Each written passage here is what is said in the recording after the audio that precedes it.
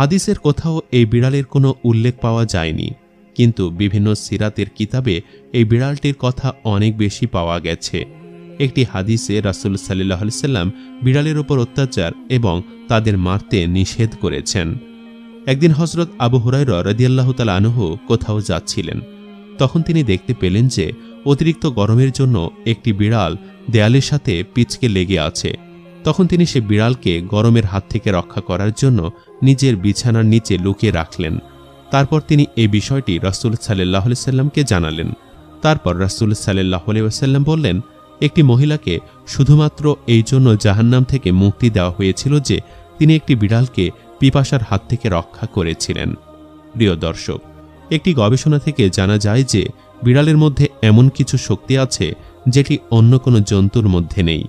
বিড়ালের ব্যাপারে রাসূল সাল্লাল্লাহু আলাইহি সাল্লাম আরও 1400 বছর আগে যা বলে গিয়েছিলেন, আজ বিজ্ঞান তা বিভিন্ন যুক্তির মাধ্যমে সত্যতা প্রমাণ করতে পেরেছে। হযরত আদম আলাইহিস সালামের পর আল্লাহ রাব্বুল আলামিন সর্বপ্রথম 2টি জন্তুকে সৃষ্টি করেছিলেন। সেই 2টি জন্তুর মধ্যে একটি হচ্ছে সাপ আর দ্বিতীয়টি হচ্ছে বিড়াল।